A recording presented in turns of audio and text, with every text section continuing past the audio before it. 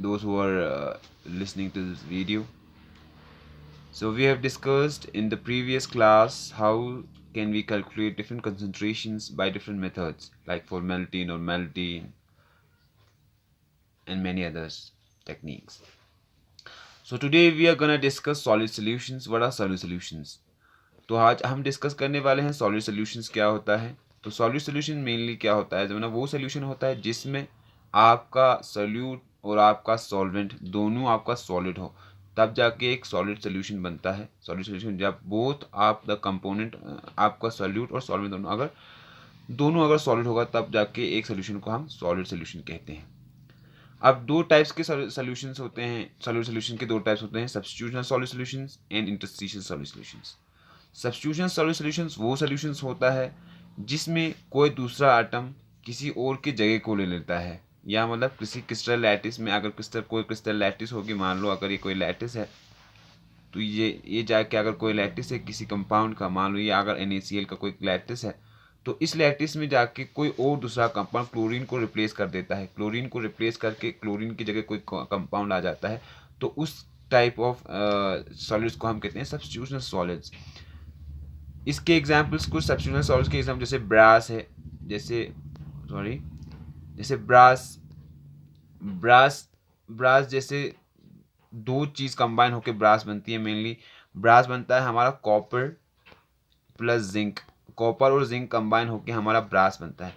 तो ये हमारा एक टाइप ऑफ सब्स्टिट्यूशनल सॉलिड्स है। ठीक, दूसरा इसमें एग्जाम्पल स्टील है, ब्रास है, ये सब है।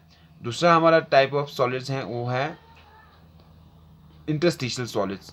इंटरस्टिशियल सॉलिड्स वो सॉलिड्स होते हैं जिसमें उसके इंटरस्टिशियल साइड्स पे या इंटरस्टिशियल साइड्स में कोई दूसरा कंपाउंड आ जाता है या दूसरा कोई मॉलिक्यूल आ जाता है। मान लो जैसे एग्जांपल जैसे WC टंगस्टन आ जाता है, कार्बन जैसे कार्बन का कोई लैटिस है या कार्बन का कोई मॉलिक्यूल है, उस कार्बन के मॉलिक्यूल के लैटिस के अंदर रिप्लेस नहीं करता। इसमें लैटिस में से ये लैटिस हुआ, ये वाइड हुआ, इसमें आके टंगस्टन आ जाता है या कोई और एलिमेंट आ जाता है। इस टाइप के हम सॉलिड्स को हम कहते हैं, क्या कहते हैं हम, इंटरस्टिशियल सॉलिड। जैसे कि टंगस्टन कार्बाइड्स में क्या होता है, जो ना कार्बन की जो क्रिस्टल है, कार्बन का जो क्रिस्टल है, उस क्रिस्टल्स के बीच में या उस क्रिस्टल्स के वॉइड्स में, ऑक्टाहाइड्रल वॉइड्स में आ जाके एक टंगस्टन मॉलिक्यूल आ जाता है। अब टंगस्टन क्या होता है, टंगस्टन एक बहुत हार्ड मेटल होता है। टंगस्टन एक्सट्रीमली हार्ड सब्सटेंस होता है जिससे हम डिफरेंट जैसे ग्राइंडिंग टूल्स, कटिंग टूल्स बनाते हैं। मेनली हम टंगस्टन से। अब नेक्स्ट हमारा टॉपिक है वो है हमारा वेपर प्रेशर। वेपर प्रेशर क्या होता है? वेपर प्रेशर होता है वेपर प्रेशर की जब बात करते हैं तो हम लिक्विड्स की बात करते हैं। जब किसी लिक्विड्स को हम जैसे कि किसी नॉर्मल टेम्परेचर पे या किसी टेम्परेचर पर रखें, तो उस टेम्परेचर पे वो लिक्विड क्या हो जाता है, वो लिक्विड इवापोरेट हो जाता है, इवापोरेशन हो जाती है उसमें। तो इवापोरेशन की वजह से वो लिक्विड गैस फॉर्म बनता है, उस लिक्विड का गैस बनता है। तो वो गैस आहिस्ते आहिस्ते इवापोरेशन मतलब होते होते उसमें लिक्विड्स के मॉलिक्यूल्स जो होते हैं, लिक्विड की जो क्वांटिटी होती है वो कम हो जाती है एज कम्पेयर टू, लेकिन इवापोरेशन की वजह से गैस की कम क्वांटिटी ज़्यादा हो जाती है। अब गैस की क्वांटिटी ज़्यादा होगी तो हमको ये पता है कि गैस में रैंडमनेस होता है, तो उसके मॉलिक्यूल्स रैंडम होते हैं। तो क्या होता है, जब ना वो ये जो गैस का, जैसे मान लो अगर ये कोई आपके पास लिक्विड है, ये किसी कंटेनर में, तो आपको पता है लिक्विड है, तो ये लिक्विड के जो मॉलिक्यूल्स होते हैं जब वो तो ये गैस बन जाता है। ठीक, तो गैस जब बनता है तो गैस का हमें पता है कि गैस में रैंडमनेस बहुत ज़्यादा होता है। तो ये गैस के जो मॉलिक्यूल होते हैं वो कभी कंटेनर्स के वॉल पे, कभी इसकी ढक्कन पे, इसे ऐसे मतलब ये रैंडम फैशन में होता है। तो इस रैंडम फैशन की वजह से ये क्या करता है, कुछ मॉलिक्यूल इसके कंटेनर से टकरा जाते हैं। टकरा जाने के बाद ये कंडेंस हो जाता है। ठीक, कंडेंसेशन हो जाता है। तो यहाँ एक साइमल्टेनियस प्रोसेस होता है, यहाँ पे इवापोरेशन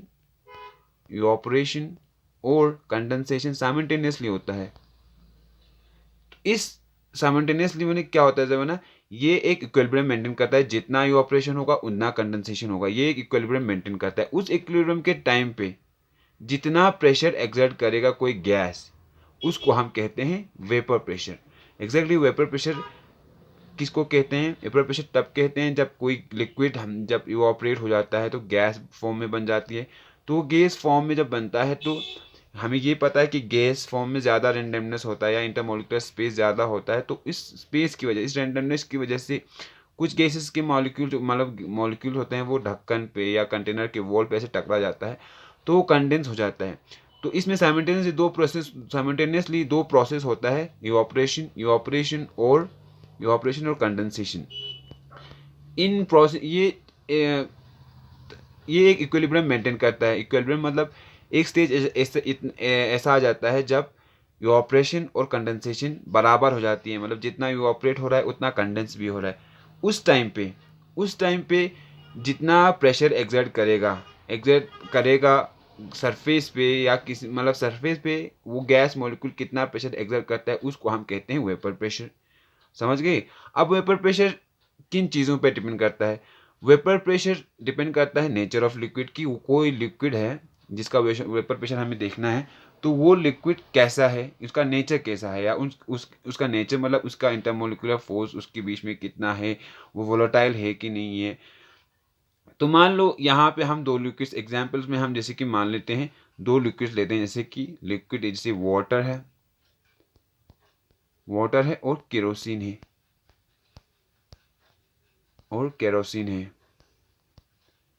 तो वाटर और केरोसिन में क्या है?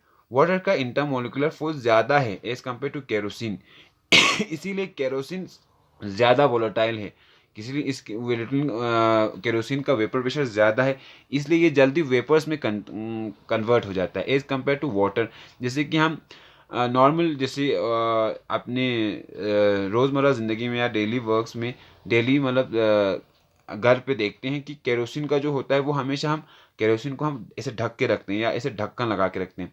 क्यों रखते हैं? क्योंकि केरोसिन वोलेटाइल है एज कम्पेयर टू वाटर। जैसे वाटर इतना ज़्यादा वाटर भी वोलेटाइल है लेकिन as compare to kerosene volatile नहीं है। इसलिए ये हमने कहा कि जो वेपर प्रेशर होता है वो डिपेंड होता है किस पे? नेचर ऑफ द लिक्विड पे, कि केरोसिन है, वाटर है, ईथर है, अल्कोहल जैसे अल्कोहल होते हैं या ईथर्स होते हैं ये ज़्यादा वोलेटाइल्स होते हैं कि ये मतलब जल्दी वेपर्स बन जाते हैं। ये हुआ नेचर ऑफ लिक्विड पे डिपेंड, कि कोई लिक्विड पे कैसे डिपेंड होता है, मतलब नेचर पे कैसे डिपेंड होता है। दूसरा जो पॉइंट है जिस पे वेपर प्रेशर डिपेंड होता है वो है हमारा टेम्परेचर पे, कि टेम्परेचर पे कैसे डिपेंड होगा, कि जितना हम टेम्परेचर बढ़ाएंगे उसका उतना ज़्यादा वेपर प्रेशर होगा। इसका मतलब ये है कि किसी लिक्विड का अगर हम टेम्परेचर बढ़ाएंगे, अगर इसको हीट करेंगे तो अगर हीट करने से क्या होगा, इस मॉलिक्यूल्स काइनेटिक एनर्जी बढ़ जाएगी। काइनेटिक एनर्जी मतलब मूवमेंट बढ़ जाएगा, या इंटरमोलिकुलर स्पेस जो होता है या इंटरमोलिकुलर जो फोर्स होता है, जो दो मॉलिक्यूल्स के बीच में इंटरमोलिकुलर फोर्स होगा वो तोड़ देगा। मतलब वो तोड़ने के कारण ये मॉलिक्यूल क्या हो जाएगा, ये मॉलिक्यूल क्या उड़ जाएगा, स्केप कर जाएगा यहाँ से। तो जितना टेम्परेचर बढ़ाओगे उतना ज़्यादा वेपर प्रेशर होगा किसी भी लिक्विड का। ठीक, दो चीज़ें हुई जिस पे वेपर प्रेशर डिपेंड करता है, एक नेचर ऑफ लिक्विड हुआ, दूसरा हुआ टेम्परेचर। अब जब यहाँ हम vapour pressure of a liquid solution की बात करेंगे तो यहाँ लिक्विड सोल्यूशन मतलब वो सोल्यूशन हुआ जिसमें बोथ सॉल्यूट और सॉल्वेंट दोनों लिक्विड है। तो इस बाइनरी सोल्यूशन में, बाइनरी मतलब जहाँ पे दो चीज़ें बन के बनी है इसलिए बाइनरी सोल्यूशन होता है। इस बाइनरी सोल्यूशन में दोनों चीज़ें वोलेटाइल हैं, मतलब दोनों लिक्विड है तो दोनों वोलेटाइल है। ये दोनों चीज़ें वोलेटाइल है, और जब ये अगर एक क्लोज कंटेनर में होगा और जब इसको हम ये मतलब गैस बन जाएगी तो गैस का जो मॉलिक्यूल होगा उसमें हमारा क्या होगा, जब दोनों चीज़ों के या दोनों सॉल्यूट और सॉल्वेंट दोनों का कंपोजिशन होगा, दोनों का वेपर फेज में जो होगा दोनों सॉल्यूट और सॉल्वेंट दोनों के कंपोनेंट्स होंगे इसमें।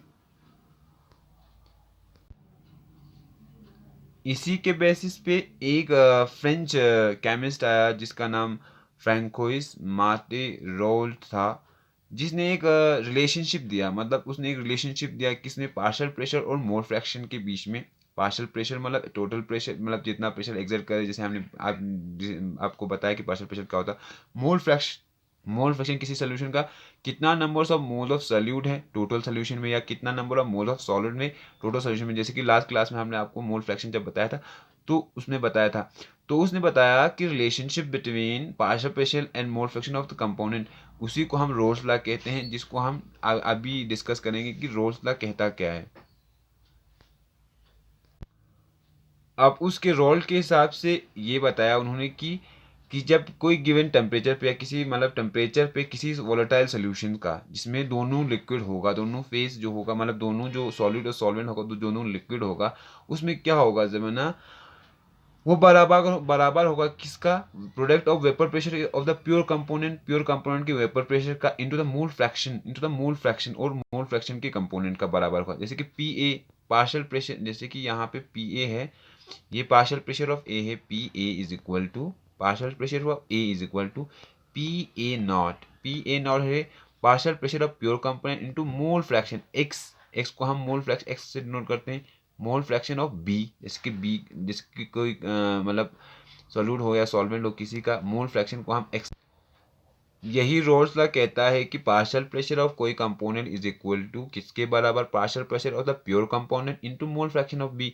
Same is the case with partial pressure of B बराबर होगा pure partial pressure of pure component B into mole fraction of B. अब डाल्टन करके एक साइंटिस्ट था, उन्होंने कहा था कि पार्शियल प्रेशर जो होता है वो बराबर टोटल पार्शियल प्रेशर बराबर होता है sum of the partial pressure की partial pressure of A plus partial pressure of B. तो यहाँ से हमने partial pressure of P is equal to P A X मतलब X A P B X B P A not X A P B not X B. अभी हमने mole fraction जब पढ़ा था तो हमने कहा था एक रिलेशन बताया था कि एक्स ए, हमने जब मोल फ्रैक्शन एक रिलेशन पढ़ा था जिसमें हमने बताया था कि X A plus X B is equal to 1। ये एक बाइनरी सोल्यूशन ट्राइनरी किसी सोल्यूशन में एप्लीकेबल होता है। तो यहाँ से अगर हम एक्स ए की वैल्यू करेक्ट कर सकते हैं, X A is equal to 1 minus X B. अब इस 1 माइनस एक्स बी को हमने टोटल ये मतलब P A is equal to P total partial pressure is equal to P A plus P B में हमने जब इसको पुट कर दिया तो हमारा यहाँ पे हुआ जैसे कि total partial pressure is equal to P A plus P B P A की जगह हमने P A not X A plus P B not X B. अब और हमें ये पता है कि X A plus X B equal to 1। यहाँ से हम एक्स ए की जगह हम क्या लिख सकते हैं, एक्स ए की जगह लिख सकते हैं हम 1 माइनस एक्स बी लिख सकते हैं मोल फ्रैक्शन ऑफ बी। तो यहाँ p is equal to P A और एक्स ए की जगह लिखा हमने 1 minus X B equal to P B और पी बी नॉट और एक्स बी। अब जब हम इस सोल्यूशन को जब इसको हम सॉल्व करेंगे तो हमें ये वाला आएगा फॉर्मूला, ये और total pressure is equal to P A naught plus P B naught minus P A naught into mole fraction of whole mole fraction of B. अब ये जो रिलेशन है ये हमें बताता है कि टोटल पार्शियल प्रेशर जो होता है वो मोल फ्रैक्शन एक्स बी के लीनियरली होता है, वो मतलब लीनियरली डिपेंडेंट होता है, या मतलब ऐसे कह सकते हैं कि जैसे पी ए नॉट और पी बी नॉट ये सब तो कांस्टेंट है, मतलब पी इज इक्वल टू हम यहाँ ऐसे कह सकते हैं कि p is equal to X B मतलब मोल फ्रैक्शन ऑफ b, मतलब लीनियरली होगा ये, मोल फ्रैक्शन जितना बढ़ेगा उतना टोटल पार्शियल प्रेशर भी उतना ही बढ़ेगा। अगर हम एक्स मोल फ्रैक्शन को बढ़ाएंगे तो टोटल पार्शियल प्रेशर भी बढ़ेगा। तो ये था आज के लिए हमारा क्लास। होप आप लोगों को समझ में आया हो। तो नेक्स्ट क्लास मतलब नेक्स्ट जब हमारा जो लाइव सेशन होगा तो आप लोग इससे रिलेटेड क्वेश्चंस या इससे रिलेटेड आपको कोई डाउट हो तो तब तक जब कितने वीडियोस हम अपलोड करेंगे उससे रिलेटेड डाउट्स पूछ लें, क्योंकि ऑनलाइन सेशन में हम क्लास नहीं दे पाते, मतलब क्लास ऐसे रिकॉर्ड करके या ऐसे सही से डिस्क्राइब नहीं कर पाते हैं। तो आप उसमें ऐसे कर लीजिए कि उसमें सिर्फ डाउट्स क्लियर कर लीजिए कि क्या क्या डाउट्स हैं आपको। Thank you for the session.